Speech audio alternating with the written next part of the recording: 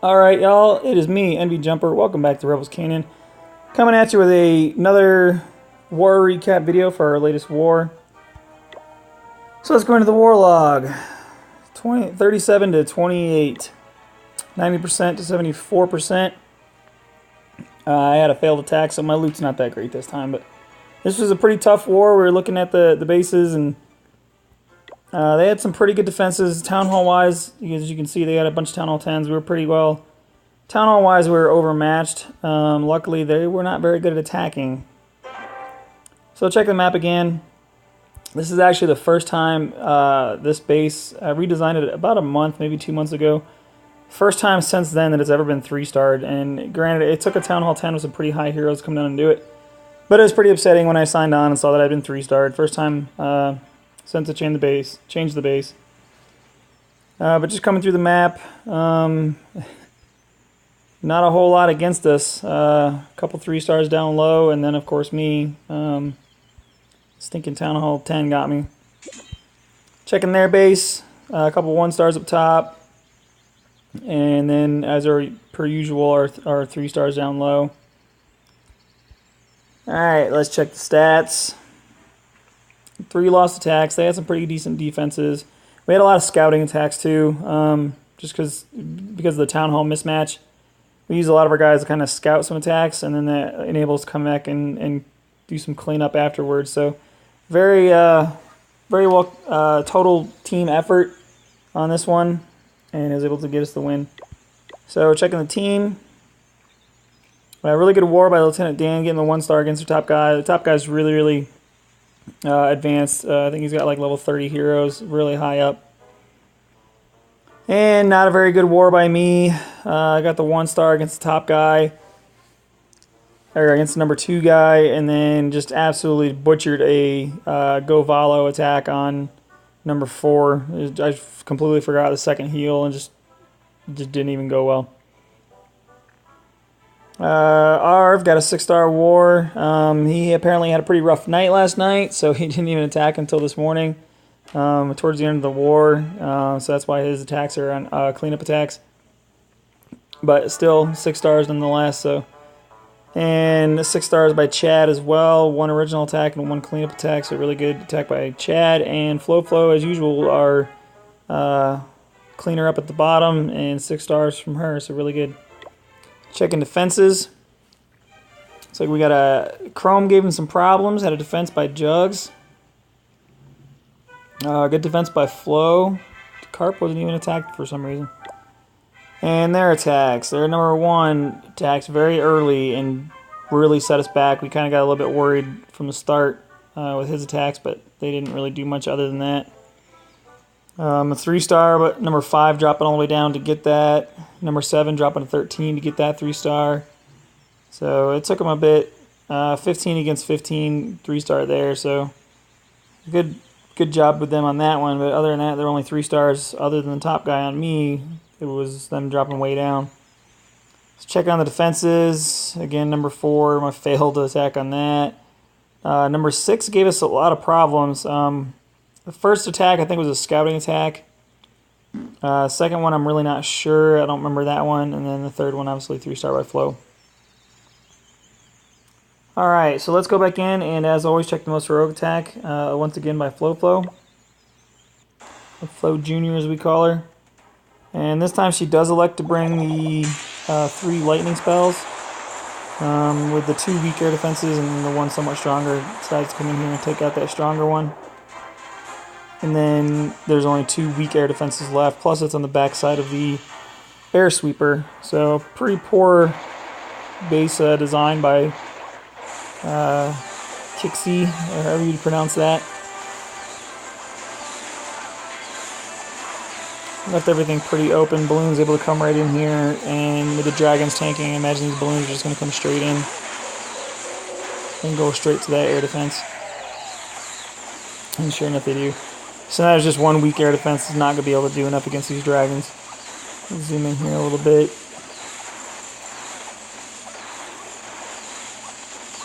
And it actually looks like these balloons might even come over and possibly get that air defense down. The balloons and dragons kind of tag team it. Alright, so now the air defenses are down, so nothing left to stop these dragons, so we'll speed it up a little bit. And no outside outlying buildings. Looks like a Tesla trap up top. That generally only works if you have those low-level Teslas, and it's only ever going to work on the first try. I don't usually recommend it. You have to really be able to get your value out of doing, sacrificing a fairly good defense. You have to be able to get the value of, balance the value of is it worth setting a Tesla trap versus, the value of having that defense more towards the core and disrupting it on the inside. So, good attack by Flo.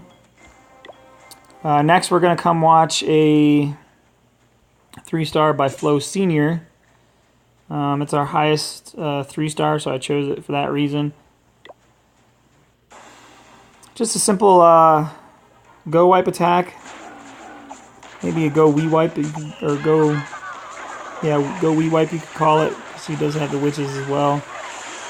So just drops her golems up top, just kind of floods the base. This one's a good example of why you don't want to keep your walls low, because purple crystals are... a lot of people stop at the purple crystals, and I used to think they were good enough, but they just really aren't when you're going against, the higher level attacks. They're good for, less serious clans or weaker clans or farming clans are fine, but if you're in a serious war clan, you really need to get those walls up. These purple walls, they don't do enough to stop really anything, especially P.E.K.K.A.s and wizards. And even golems and giants can break through them fairly easily. So anyway, just kind of following through this attack. Good placement of heroes. Has the golems out front tanking still, so that's outstanding with the golem's path.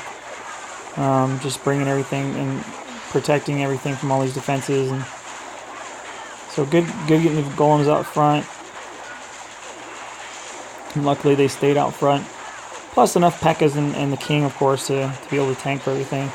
Worked out really well that the queen ended up following those golems. A lot of times the queen ends up doing her own rogue thing and gets out of the protection range. And when that happens, you lose one of your biggest damage dealers, which is always unfortunate. So.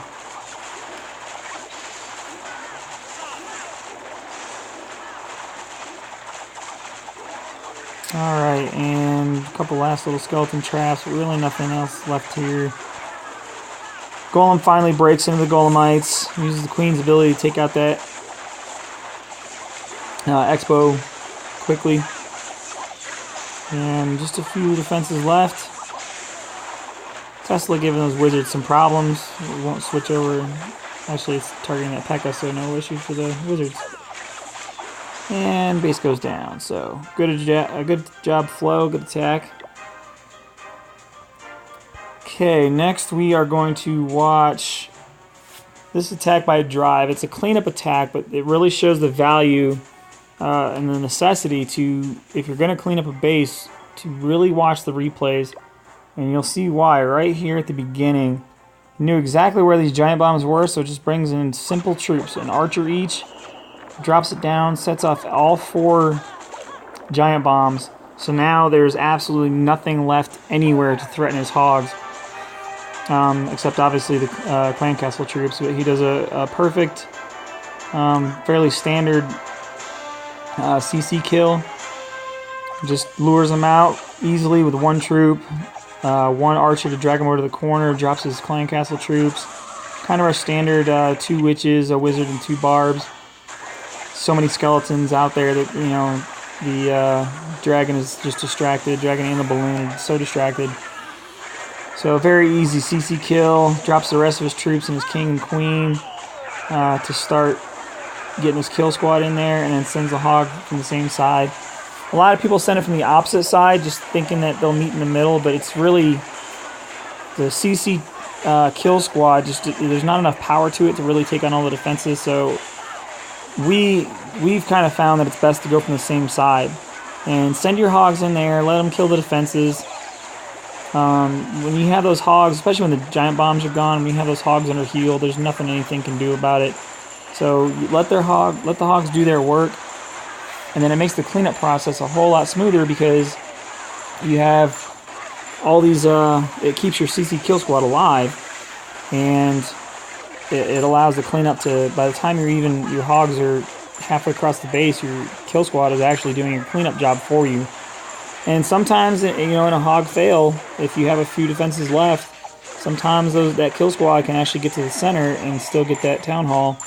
And instead of maybe getting a 1-star, you might get a 2-star out of it. So these hogs, a lot of times, it's either a 3-star or 1-star. But with that kill squad, sometimes you can squeak 2 out of it. But just absolutely overwhelm this base. That's another reason. Get those giant bombs in the center. You know, they're really your only deterrent against hog attacks are those giant bombs. And if you expose your giant bombs or make them easy to set off, you're just setting yourself up for failure against hogs. Alright, so next attack I want to showcase is the initial 3-star by Chad. I don't think I've shown Chad in a video yet. I might have, but if I have, it's been a while. So I just wanted to pick somebody to kind of share the love. So it's just a very simple hog attack. It was an initial attack, so he didn't know where the giant bombs were.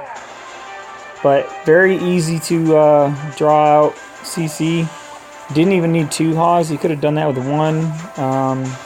Possibly even an archer in the upper left there might have even gotten it out with that CC being so far out on the outside. Really don't know what this person was thinking on the base design. You want to get that CC in the center. It really just throws off an attack and throws off their game, and it makes them engage the CC troops. It makes them either invest a lot to lure them, or it makes them engage your CC troops while they're in the middle of your base during the attack, and all the other defenses can pound on their guys while they're engaging the CC troops. So it drops his hogs down. Again, same side as the CC troops. He already had 1 giant bomb eliminated, so there's only 2 more out here. And there's no possible double giant bomb spots. There's no 2x8 squares where that could possibly be a double giant bomb. So nothing really here to threaten his hogs. Kind of early on these heal spells. Possibly could have saved him for later, but not too bad placement because he did place them where the hogs were going, not where they are, which is always what you want to do. And also place it over as many defenses as he can get, because then your hogs are going to stand the effects of the heal longer. So good strategy with him. Just might have been a little bit early. Probably could have held on to him a little bit longer, but really didn't need to. Hogs start to clean up. And again, have the CC troops, his CC kill squad up top. The witches still working on the kill squad. They're still working on cleanup. Hogs thankfully split, makes cleanup so much quicker. Go in both directions, take all these buildings. Absolutely no risk of him running out of time here. So just a few more buildings to clean up. A couple of high HP buildings that are causing some issues. Hogs taking out the town hall. And then just an army camp, and it will be over. Alright, so that'll wrap it up for this war recap. Another good victory by us. I think that's now 2 in a row. Had our big streak broken, but we'll get back on another streak, and we will see you next war.